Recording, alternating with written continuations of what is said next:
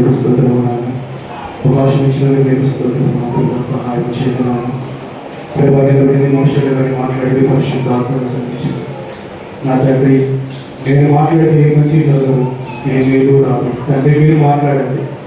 నేను కాదు మీరు కనపడాలి. నా మాట కాదు మీ మాట ఇవ్వాలి. సహాయం చేయలేనా ప్రభావిత వాక్యం నీకు మహిమ కలుగులు గాంధాన్ని ప్రార్థన చేస్తున్నాం.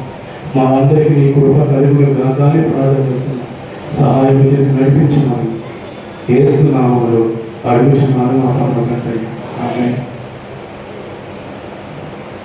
దేవుని స్తోత్రం.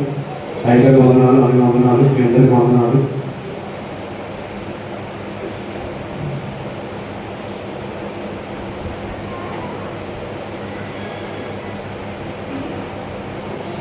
చిన్న వాక్యం జ్ఞానం చేసుకున్నామండి.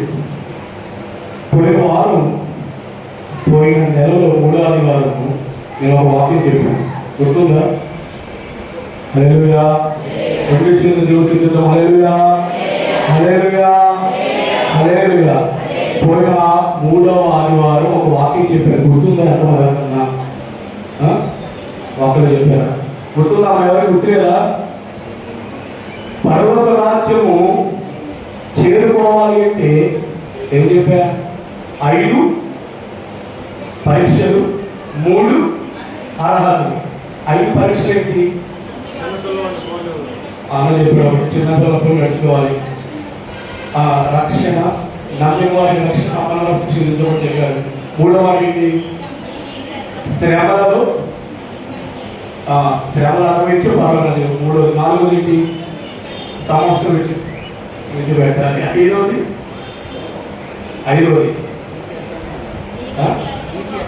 నీ నీతి శాస్త్రీయ పరిస్థితి నీతి. కానీ నీ నీతి అడిగకపోతే నువ్వు పర్వత రాజ్యము చేరుకోవు అని చెప్పుకున్నాం. 3 అర్హత ఏంటి అంటే క్షమించే హృదయము, 2వది ప్రార్థన జీవితము, విశ్వాసం. 3వది విశ్వాసము. సరే, ఇప్పుడు మనం చెప్పుకోబోయే వాక్యం ఏంటంటే పరలోకంలో చేరుకోవడానికి 5 పరీక్షలు, 3 అర్హతలు తెలుసుకున్నాం.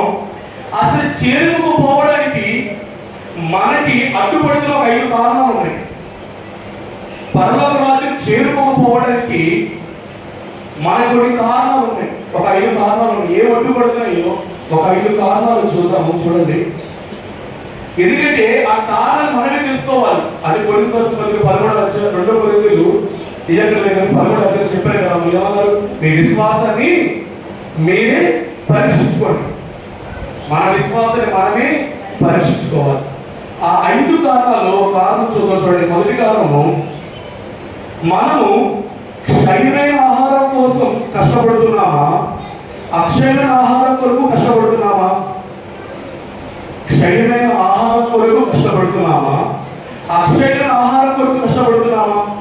ఎందుకంటే క్షయమైన ఆహారము ఎప్పుడు కూడా ఎలా ఉంటుందంటే పొద్దున తింటాం, మధ్యాహ్నం తింటాం, సాయంత్రం అయిపోతే బయటికి వెళ్ళిపోతాం. కానీ ఎప్పుడైతే క్షయమైన ఆహారం కోసం నువ్వు కష్టపడుతుంటావో అప్పుడు ఖచ్చితంగా మనం వెళ్ళడానికి దేవుడు కృపను ఇస్తాడు. ఎంతసేపటికి లోపల ఉండే దానికి కష్టపడుతూ ఉంటే నువ్వు ఆత్మీయ ఎక్కడ సంపాదించుకుంటావు నువ్వు? అందుకే రాస్తుంది, చూడండి ఒకసారి హబక్కు రాసిన గ్రంథము, హబక్కు గ్రంథము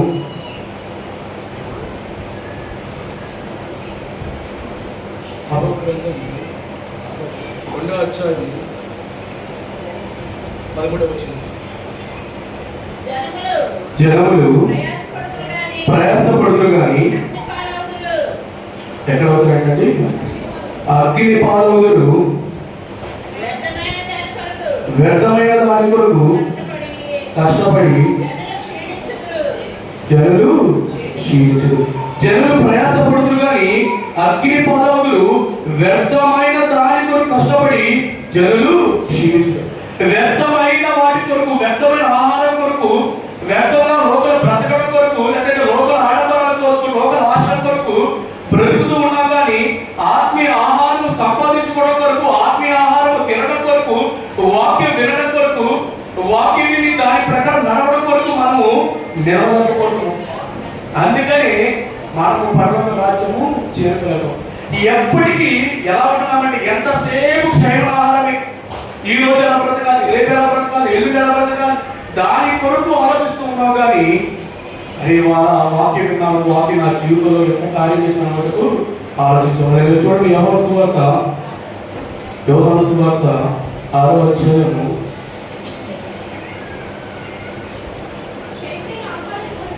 క్షయమైన ఆహారం కొరకు కష్టపడకూడదు కానీ నిత్య జీవం కలగచేయి. అక్షయమైన ఆహారం కొరకు క్షయమైన ఆహారం కొరకు కష్టపడదు కానీ నిత్య జీవము కలగచేయు. అక్షయమైన ఆహారం కొరకే కష్టం. దానిపైన ఒక్కసారి 20 వచ్చింది, 20 వచ్చిన క్షయమైన ఆహారం 6వ అధ్యాయంలో 20 వచ్చిన క్షయమైన ఆహారం కొరకు కష్టపడకూడదు కానీ నిత్య జీవం కలగచేయు. అక్షయమైన ఆహారం కొరకే కష్టపడి మనుష్య కుమారుడు దానిని మీకు ఇచ్చింది. అందుకని ఒకసారి 34 వచ్చింది. కావున వారు ఈ ఆహారం ఎల్లప్పుడూ మాకు అనుగ్రహించబడేది. అందుకే యేసు వారి పిల్లలను జీవాహారం లేని నా ఎదుగు వచ్చిన వాడు ఏ మాత్రము ఆకలి. ఎప్పుడైతే నువ్వు జీవాహారము తింటూ ఉంటావో, ఆత్మీయ ఆహారం ఎప్పుడైతే తింటూ ఉంటావో ఎప్పటికి కూడా నువ్వు ఆకలి కొనవు. అలాంటి ఆహారం భుజిస్తూ ఉంటే నీలో శక్తి రెట్టిపోతుంది. కానీ నువ్వు ఎంతసేపు క్షయమ ఆహారం తిని నీకు శక్తి బలము ఖచ్చితంగా ఉండదు. ఎప్పటికీ ఎలా ఉంటుందంటే ఎంతసేపు క్షయమైన వాటి కొరకే ఆలోచిస్తూ ఉంటాం కానీ అక్షయమైన వాటి కొరకు ఆలోచించాం. అందుకని మాత్రమే మన పరమ రాజ్యము చేరుకోలేకపోతున్నాం. చూడండి 2వ మాట హెబ్రీ రాసిన పత్రిక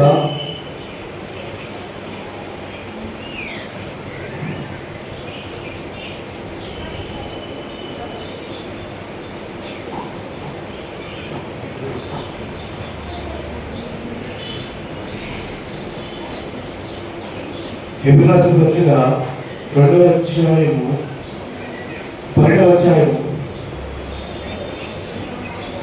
మాటి మాటికి మనము పాపములో పడిపోవడం ద్వారా కూడా మనము ఏం చేసుకో ఎలాగలిపోతుందంట. ఒకసారిగా చనిపోవడం, మాటి పాపం చేయడం, ప్రభువా క్షమించయ్య అని ప్రార్థన చేయడం, మాటి పాపం చేయడం, ప్రభువా క్షమించని ప్రార్థన. ఇలాగ మనం పడిపోవడం ద్వారా మనము నిజముగా పరలోక రాజ్యము చేరుకోలేకపోతున్నాము. అట్లా చూడండి 12వ అధ్యాయంలో 2వ వచనంలో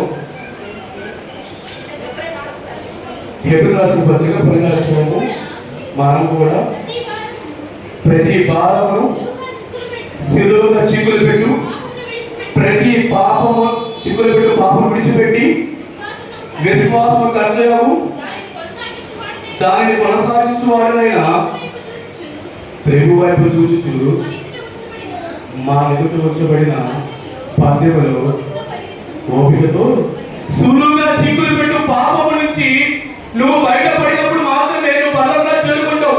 ఎందుకంటే సులువుగా చిక్కులు పాపం ఏం చేస్తుందంటే మాటికి పాపం పడేస్తూనే ఉంటుంది. మాటికి నువ్వు లేవకుండా ఏదో ఒక చిన్న కారణం, ఏదో ఒక చిన్న దేవుడి వైపు చూస్తున్నావు, లోకం వైపు చూస్తున్నావు, దేవుడి ప్రార్థన చేస్తున్నావు, లోకం వైపు చూస్తున్నావు. అదే మాటికి పడిపోవడం ద్వారా నువ్వు పరలోక రాజ్యము చేరుకోలేవు. మాటికి దేవుడు ఒక్కసారి ఎలా ఇచ్చాడంట, ఒక్కసారి ఆయన వదిలేదు. ఎందుకంటే దేవుడు ఎవరిని ప్రేమిస్తాడ? పాపాన్ని ప్రేమిస్తాడు, పాపిని ప్రేమిస్తాడా? పాపిని ప్రేమిస్తాడు కానీ పాపాన్ని ఎప్పటికీ ప్రేమిస్తాడు. మీరు ఇంకా పాపలు చేస్తానే ఉంటే నిజంగా చెప్తున్నాడమ్మా, మనము చనిపోయి సమాధి చేయబడినాక మన వెంట వచ్చి వేరేలా ఉన్నాయంటే ఆస్తులు రావు, అంతస్తులు రావు. కానీ ఇది చూడండి అమ్మా, అక్కడ విచ్చితే తరగట్లేదు చూడండి. ఎందుకంటే అక్కడ ఏం జరుగుతుంది అంట, నువ్వు చనిపోయినాక సమాధి చేయబడినాక నీ వెనక ఏమొస్తాయి? వారి క్రియలు వారి పాపములు వాళ్ళ వెంట వస్తానే ఉంటాయి. తీర్పు దినానికి ఎదురు వెళ్తూ ఉంటాయి నీ పాపములు. అందుకని నీ ఆస్తులు అంతస్తులు ఏమీ రావు. అందుకని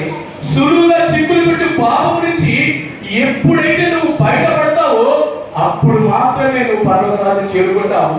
చేరుకోకపోవడానికి కారణం కూడా మాటి మాటికి పాపంలో పడిపోవడం ద్వారా మాత్రమే నువ్వు పరలోక రాజ్యం చేరుకోలేక పోతూ ఉన్నావు. మొదటిగా క్షయమైన ఆహారం కాదు, అక్షయమైన ఆహారము సంపాదించుకోవాలి. వాటి తిన్నప్పుడు మాత్రమే నూతన జీవితం, నూతన జీవము పొందుకుంటావు.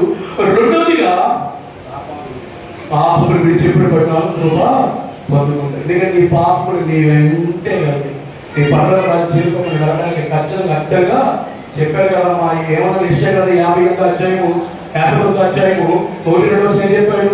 రక్షణ నా చేతులు మొచ్చ కాలేదు, వినడానికి నా చెవులు మందం కాలేదు, నీకు నాకు మధ్యలో నీ దోషములు అడ్డుగా వచ్చినాయి. నువ్వు పరలోక రాజ్యం పోగకుండా కలిగి నీ పరలోక రాజ్యం వెళ్ళడానికి నీ దోషములు, నీ పాపములు అడ్డుగా ఉన్నాయి. వాటిని ఎప్పుడు తొలగించుకుంటావో, వాటిని ఎప్పుడు బయటపడతావో అప్పుడు మాత్రమే దేవుడు కృప వస్తుంది. సులువుగా చిక్కులు పెట్టే పాప నుంచి నువ్వు బయటకు రావాలి. టీవీ చూసి చాలా సులువుగా చిక్కుబడి పాపాలు ఏమున్నాయి అంటే రకరకాల పాపాలు ఉన్నాయి. ఎన్ని పాపాలు? కంటితో చూసేది కూడా పాపమే. నోటి నుంచి దేవుడికి వ్యతిరేకమైన ఒక మాట మాట్లాడడం కూడా అది పాపమే. చెప్పాలంటే సమయంలో చెప్పారు కదా ఒక మాట. ఏం చెప్పారు? నేను నీ గురించి ప్రార్థన చేయకపోతే పాపము చేసిన వాడు నువ్వు ప్రార్థన చేయకపోవడం కూడా అది పాపమే. అలా ఎప్పటికీ నువ్వు బయటపడతావు, అది నీకు అడ్డుపడగా నిలబడుతుంది. బయటపడితే దేవుడు కృప వస్తుంది. 3వ చూడు మాస్టర్ యోహాను సువార్త 3వ అధ్యాయంలోనే, యోహాను సువార్త 3వ అధ్యాయము 5వ యేసు ఇట్లనెను, ఒకడు నీటి మూలముగాను ఆత్మ మూలముగాను జన్మిస్తేనే కానీ దేవుడి రాజ్యం ప్రవేశింపలేమని నీకు నిశ్చయముగా చెప్పాను. ఎలా జన్మిస్తాడంట? నీటి మూలముగా కానీ ఆత్మ మూలంగా జన్మిస్తే కానీ నువ్వు పరలోక దేవుడి రాజ్యంలోకి ప్రవేశించు. అందరూ ఏమనుకుంటారంటే నీటి మూలంగా జన్మిస్తే చాలు, నేను బాప్తిస్మం తీసుకున్నాను చాలు, నేను పరలోక రాజ్యం వెళ్ళిపోతాను అంటే కుదరదు. నువ్వు నీటి మూలంగా జన్మిస్తే కాదు, ఆత్మ మూలంగా నువ్వు జన్మించాలి. ఎప్పుడు జన్మిస్తామంటే వాక్యము విని వాక్యం ప్రకారం ప్రవర్తించడం ద్వారా మాత్రం నువ్వు ఆత్మ మూలంగా జన్మిస్తావు. ఎందుకంటే మీరు వాక్యం తీయగలరు కానీ అపోస్తలులు ఎంతో రాసింది కదా. ఎవరైనా గారెడి సీమోన్ ఏం చేశాడు? ఆయన అందరూ బాప్తిస్మం తీసుకున్నా, నేను బాప్తిస్మం తీసుకున్నాను. అక్కడ వాక్యం క్లారిటీ రాసింది. నమ్మి బాప్తిస్మం తీసుకున్నాడు, కానీ ఏం జరిగింది? నీటి మూలంగా తీసుకున్నాడు, కానీ ఆత్మ మూలంగా రక్షించబడలా. ఎవరి యోహాను పేతురు గారు ఎవరైతే చేతుల్లో పరిశుద్ధాత్మ పొందుకుంటూ ఉంటే ద్రవ్యం పెట్టి నాకు పరిశుద్ధాత్మ నాకు కావాలని కొనుక్కుందనుకున్నాడు. ఏం జరిగింది? దీవెనగా పొందు శాపాన్ని పొందుకున్నాడు. ఇప్పుడు ఈయన నీటి ద్వారా రక్షణ పొందాడు, కానీ ఆత్మ ద్వారా జన్మించలా. చాలా మంది మనం నీటి ద్వారా ఏం చేస్తుంది? జన్మిస్తున్నాడు, ఆత్మ మూలంగా జన్మించాడు. ఆత్మ మూలంగా ఎప్పుడు జన్మిస్తావో నీ మాట మారుతుంది, నీ ప్రవర్తన మారుతుంది, నీ చూపు మారుతుంది, నువ్వు ఆలోచించే విధానం మారుతుంది. ఎందుకంటే మన నోటి మాటలు రక్షణ పొందుకున్నప్పుడులాగా రక్షణ పొందుకున్న తర్వాత ఒకలాగా మారాలి. అది మారిపోయింది. ఇప్పుడు చూడండి ఒక్కసారి పాస్టర్ కీర్తన గ్రంథంలో 51వ అధ్యాయము, కీర్తన గ్రంథము 51వ అధ్యాయం 12వ వచనంలో వారి పెదవుల మాటలు బట్టి వారి నోటి పాపమును బట్టి వారి పలుకు శాపములను బట్టి అబద్ధములను బట్టి వారు తమ గర్భములో చిక్కుబడుదురు గాక. చూడండి ఇక్కడ మాట్లాడి రాస్తుంది. వారి నోటి పాపమును బట్టి శాపమును బట్టి అబద్ధములను బట్టి, నోటి పాపము శాపము అబద్ధములను బట్టి వారి గర్భంలో తమ గర్భంలో చిక్కుకుంది. నీ పాపము మారాలి, నీ శాపములు మారాలి. నీవు మాట్లాడే అబద్ధాలు కాదు, నీతి మాటలు మాట్లాడు. సమాధాన పరిచే మాట్లాడాలి. కానీ యువతలో ఎలా అంటే కీడు కలిగించే మాటలు మాట్లాడకూడదు. అది ఒక మాట, మృదువైన మాట, నొప్పించు మాట, కోపములు రేపింది. అది నీ మాట మారాలి. నువ్వు నీటి మూలంగా జన్మిస్తున్నావు, కానీ ఆత్మ మూలంగా కూడా జన్మించాలి.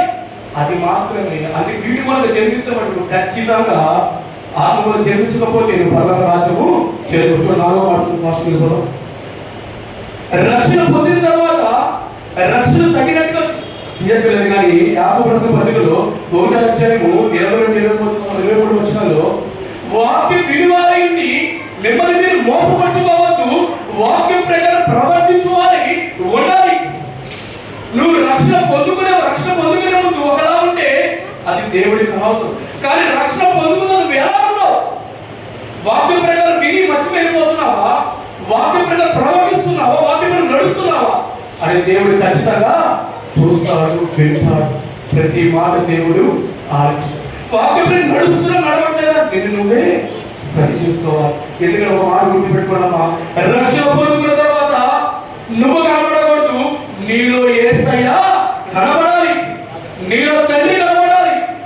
అలా కనబడేది మాత్రమే దేవుడు కృప. లేదు ఎంతసేపటి కృప రాదు, పరలోక రాజ్యము చేరుకోదు. ఎందుకంటే ఒక మాట గుర్తుపెట్టుకోండి, పరలోక రాజ్యం ఎప్పుడు రక్షణ పొందుకుంటున్నావో శ్రమ వచ్చినప్పుడు ఒకలా ప్రార్థన చేస్తావు. కానీ రక్షణ పొందుకోవడానికి శ్రమలు వచ్చినప్పుడు నువ్వు ఎలాగ ప్రార్థన చేస్తావు? ఇదివరకులాగా ప్రార్థన చేస్తే నీకు ప్రయోజనం లేదు. ఇదివరకులాగా దేవుడి గురించి మాట్లాడితే నీకు ప్రయోజనం లేదు. ఇదివరకులాగా అలాగే ఆలోచిస్తే ప్రయోజనం రాదు. రక్షణ పొందుకున్నాక నీ ప్రార్థన జీవితం మారాలి. ఇది ఖచ్చితంగా దేవుడు వినిపిస్తాను నమ్మాలి. చూడడానికి ఒకసారి మాట అలాగే 109 కీర్తన పాస్టర్లో 109వ కీర్తన 109వ కీర్తన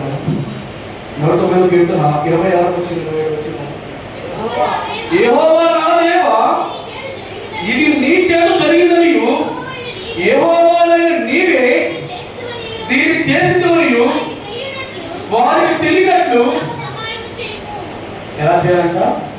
అయ్యా ఇది నీ వల్లే జరిగిందని, ఇది నీ చేత జరిగిందని, యెహోవాని నీవే దీన్ని చేసినవని వారికి తెలియనట్లు నాకు సహాయము, నాకు విడిపించేది నువ్వే, కురిపించేది నువ్వే, సహాయం చేసేది నువ్వే, నడిపించేది నువ్వే అని వాళ్ళకు తెలిసినట్లు నువ్వు నాకు సహాయం చేయి. రక్షణ పొందినాక నీ శ్రమ వచ్చినప్పుడు ఇలాంటి ప్రార్థన చేస్తేనే పర్వాలేదు. లేదయా అంత ప్రార్థన చేసిన రక్షణ పొందుకున్న తర్వాత కూడా ఈ కష్టాలు ఏంటాయా, ఈ నష్టాలు ఏంటాయి, ఈ శ్రమలు ఏంటాయా, ఈ బాధలు ఏంటాయా అని ఎప్పటికి నువ్వు దేవుడిని నిందిస్తూ ఉంటే నువ్వు పర్లోక రాజ్యం ఎప్పటికి కూడా చేరుకోలేదు. అయ్యే నీకు అడ్డుపడలాగా నిలబడలేదు. ఎందుకంటే మొత్తం 5-6 చెప్పావమ్మా. ఒకటి క్షయ ఆహారం సంపాదించుకున్నావా, అక్షయ ఆహారము సంపాదించుకున్నావా. రెండోది మాటికి పాపలపై చిక్కులు పట్టి పాపలు పడిపోతున్నావా, పాపల నుంచి బయటకు వస్తున్నావా. మూడోదిగా నీటి మూలంగా రక్షించబడుతున్నావా, ఆత్మ మూలంగా జన్మిస్తున్నావా. 4వ విషయంగా రక్షణ పొందుకున్న తర్వాత నీ పరిస్థితి ఎలా ఉంటుంది, ఎలా జీవిస్తున్నావు, ఏసైని కనబరుస్తున్నావా, నిన్ను నీవు కనబరుస్తున్నావు. చివరాగా చూడండి శ్రమలు రాగానే నీ విశ్వాసంలో మార్పులు వస్తున్నాయా, లేదా నీ విశ్వాసం స్థిరముగా? పేతురు రాసిన మనలో చెప్పిన రాష్ట్రం చూడండి. పేతురు రాసిన మొదటి పత్రిక 4వ అధ్యాయంలో ఫస్ట్ వెళ్ళిపోతాం. పేతురు రాసిన మొదటి పత్రిక 4వ అధ్యాయము 12వ వచనం. శోధించినప్పుడు మీకు కలుగుచున్న అగ్ని వంటి మహాశ్రమల గురించి మీకు ఏదో ఒక వింత సంభవించినట్లు ఆశ్చర్యపడకుడి. క్రీస్తు మహిమ బయలుపరచబడినప్పుడు మీరు మహదానముతో సంతోషించే నిమిత్తము క్రీస్తు శ్రమలలో మీరు పాలువారి ఉన్నంతగా హల్లెలూయా హల్లెలూయా. శ్రమలు రాగానే ఏంటి నాకే వచ్చింది, ఈ అగ్ని వంటి శ్రమ నాకు వచ్చిందంటే ఇలాగా నువ్వు దాంట్లో వచ్చి ఏడవకుండా దేవుడు ఏమన్నాడు, సంతోషించండి. క్రీస్తు శ్రమలలో నేను పాలు పాపుస్తున్నాను, నువ్వు సంతోషించాలి. అలా సంతోషించినప్పుడు మాత్రం ఇంత శ్రమ ఎక్కడ 70 ఏళ్ళు 80 ఏళ్ళు బ్రతుకుతే రేపేంటి నాకు తెలియదు, కానీ యుగ యుగములు నా తండ్రి కుడిపాస నేను నిలబడతాను, పర్వత రాజు నేను చేరుకుంటాను అని సంతోషంతో ఎప్పుడైతే నువ్వు ఉంటావో అప్పుడు ఖచ్చితంగా నువ్వు పర్వత రాజ్యము చేరుకుంటావు. అందుకే శ్రమ అనేది బాధ కానీ శ్రమ వచ్చినప్పుడు విశ్వాసం ఒకలాగా, శ్రమ పోయినాక విశ్వాసం అలాగా నీ జీవితం ఏదైనా సరే ఏ పరిస్థితి. అందుకే చూడ మంచి వాక్యం గుర్తొస్తుంది. హాస్పిటల్ రాసిన గ్రంథంలోనే ఎలా ఉండాలంటే హబక్కూకు రాసిన గ్రంథం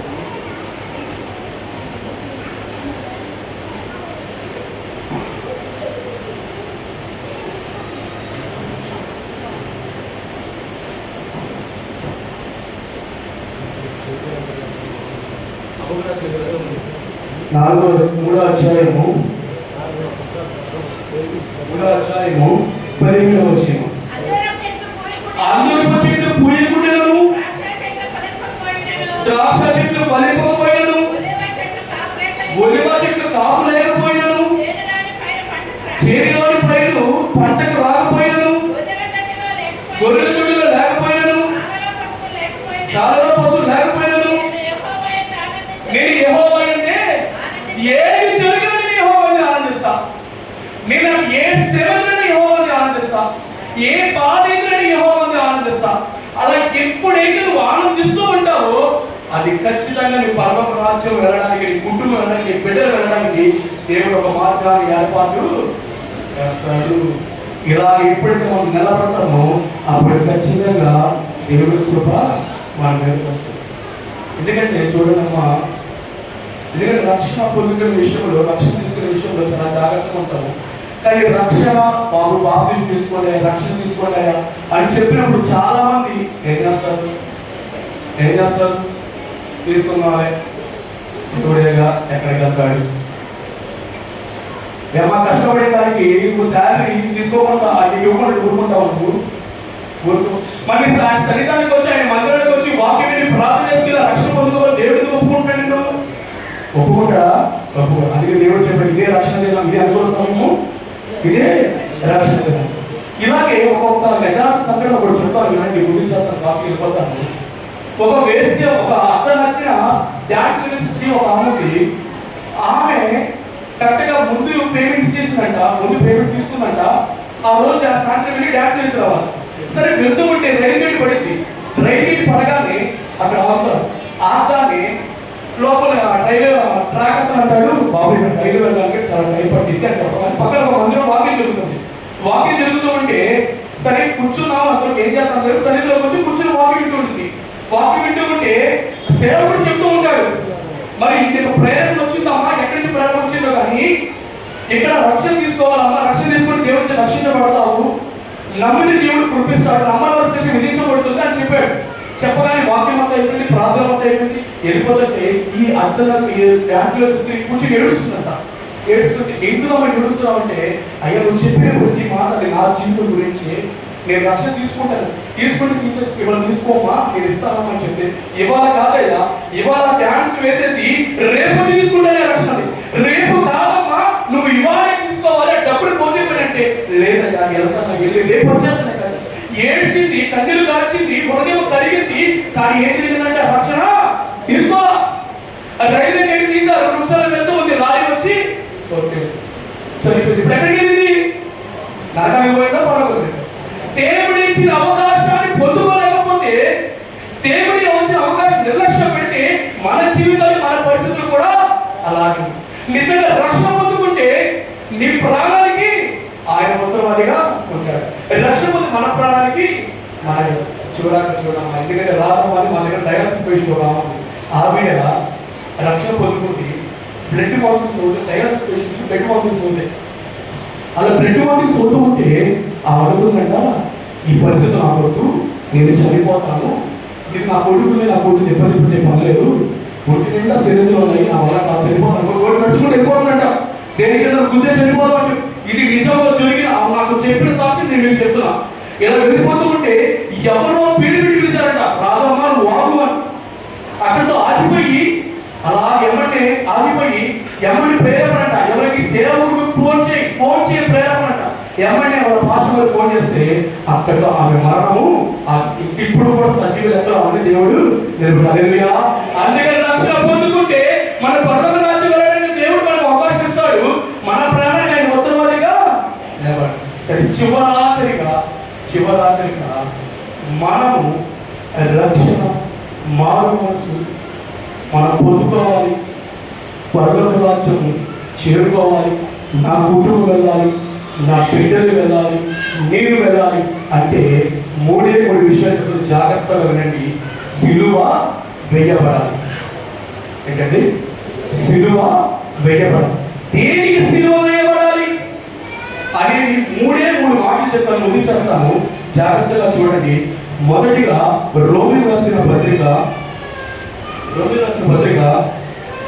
6వ అధ్యాయము,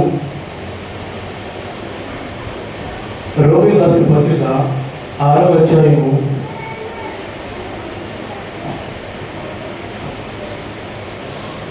6వ వచనం.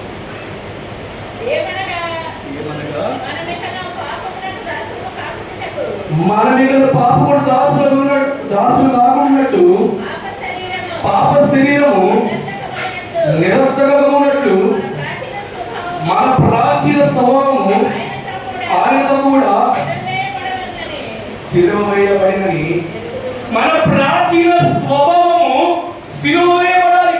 పాప శరీరము నిరర్థకమున్నట్టు మన ప్రాచీన స్వభావం ఏం చేయాలంట? సిలువ వేయబడాలి. అలా మొట్టమొదటి సిలువ వేయబడితేనే నువ్వు ఖచ్చితంగా దేవుడి వైపు చూడదు.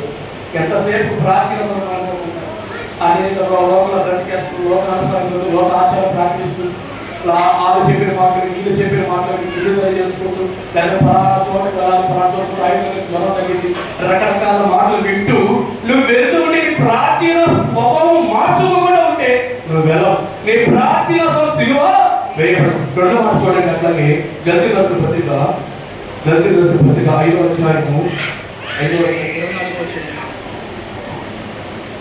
గల్తీ రాసిన పత్రిక 5వ అధ్యాయము 24వ వచనం. క్రీస్తు యేసు సంబంధులు శరీరమును దాని ఈర్ష్యలతోను దురాశలతోను ఎలా వేసుకోవాలంట? శరీర ఈర్ష్యలకి దురాశలకి నువ్వు సిలువ వేసుకోవాలి. అలా వేసుకున్నప్పుడు మాత్రం దేవుడు కూడా నువ్వు ప్రార్థన చేస్తూ వాక్యం వింటూ దేవుడి చూపు నడుచుకుంటూ ఎంతసేపటికి శరీర కార్యాలు పట్ల నీ మనసు ఉంచుకుంటూ ఉంటే కుటుంబ వస్తామా? ఖచ్చితంగా రాదు. ఖచ్చితంగా పర్వ రాజ్యం మనము పొందుతాం. శరీర ఈర్ష్యలకి దురాశలకి సిలువ వేయబడాలి. సరే, లాస్ట్ అక్కడ చూడండి. అక్కడికి గల్తీ రాసిన పత్రికలో 6వ అధ్యాయము 14వ వచనం. అయితే మన ప్రభువైన యేసుక్రీస్తు సిలువ యందు తప్ప మరి దేని యందు అతిశయించుట నాకు దూరమవును గాక. దాని వలన లోకమునకు నేనును సిలువ వేయబడను. అర్థమైందండి? ఎలాగంట? లోకము నాకును, నాకు లోకమునకును సిలువ వేయబడాలి.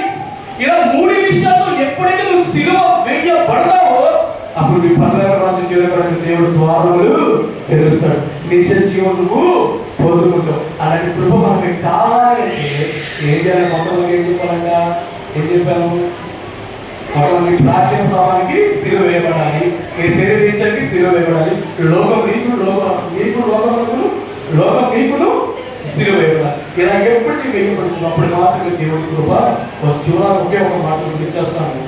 రక్షణ పొందుకునే విషయంలో దేవుడు ఇంత పక్కాగా ఉంటాడు. ఆయన హల్లెలూయా. అందరూ నా వైపు చూడండి, ముగించేస్తున్నాను.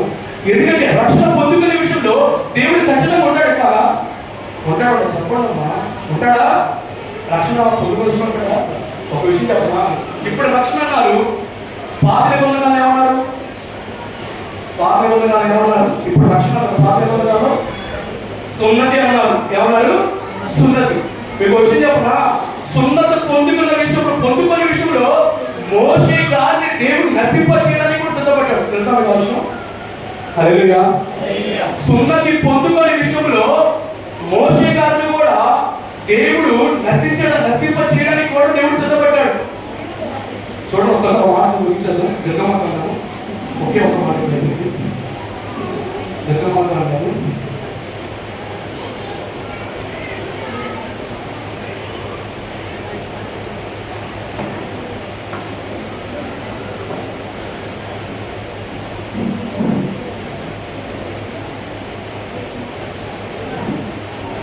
ఇరవై 4 వచ్చింది. 4 వచ్చేమో 24 వచ్చింది. ఫాస్ట్గా దుర్గమాత 4 వచ్చేమో 24 వచ్చింది. అతడు పోవు మార్గమున సత్రములో యెహోవా అతన్ని ఎదుర్కొని అతన్ని ఎవరో ఈయన కాదని ఆయన మోషే గారే, ఎవరో ఆయన కాదు, ఆయన మోషే గారే. ఎలాగంట శత్రువుని ఎదురు చూడండి మళ్ళీ అతని పోవు మార్గమున సత్రములో యెహోవా అతనిని ఎదుర్కొని అతని చంప చూడగా సిపోరా వాడిగల రాయి తీసుకొని తన కుమారునికి సున్నతి చేసి అతని పాదముల యొక్క అది పడవేసి, నిజముగా నీవు నాకు రక్త సంబంధమైన పెరుగుటి అనేను. అక్కడ ఆయన అతన్ని విడిచిపెట్టి దేవుడు మోషే గారిని విడిచిపెట్టాడు. ఎప్పుడైతే వాళ్ళ కుమారునికి సున్నతి చేశాడో వారి చేయించిందో దేవుడు మోషే గారిని మోషే గారిని రక్షణ పొందిన విషయాలు దేవుడు విడిచిపెట్టకపోతే నిన్ను నన్ను దేవుడు విడిచిపెట్టడం ఊరుకుంటాడమ్మా. అందుకని పరలోక రాజ్యం చేరుకోకపోవడానికి మన వాటిపై కారణాల నుంచి బయటపడి ఎప్పుడైతే మన ప్రాచీన స్వభావాన్ని శరీరించడానికి లోకమని ఎప్పుడు శిలో వేసుకొని దేవుడు కృప వైపుగా చూస్తూ దేవుడి చిత్తంలో అడుగు వేస్తూ ఆయన చిత్తాన్ని ఎరిగి బలమైన ప్రార్థన చేస్తూ ఎప్పుడైతే నిలబడతావో నీవు నేను మన కుటుంబాల పిల్లలందరూ పరలోక రాజ్యము చేరుకో. దేవుడి వాక్యం స్థిరపరిచి బలపరిచి మన జీవితంలో కార్యాలు జరుగును గాక. ఆమేన్. చిన్న ప్రార్థన. పరిశుద్ధుడానికి స్తోత్రం, గొప్ప దేవుడానికి ఏరచెప్పుడానికి స్తోత్రం, యేసయ్యానికి స్తోత్రం. ప్రభు ఈ దినము నా ప్రభావాన్ని ఎంతో మంది రక్షణ పొందుకోగల ప్రభావాన్ని పరలోగా చేరుకోగల నరకానికి చేరుకుంటున్నారు ప్రభు. నన్ను ఒకసారి కనికరించాను, రక్షణ పొందుకునే విషయం కృపలు ఇచ్చాను.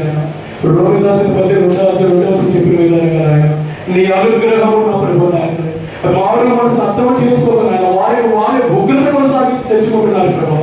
అటు కీర్తి మా సంఘాన్ని కాపాడండి, బిడ్డలు కాపాడండి ప్రభావ.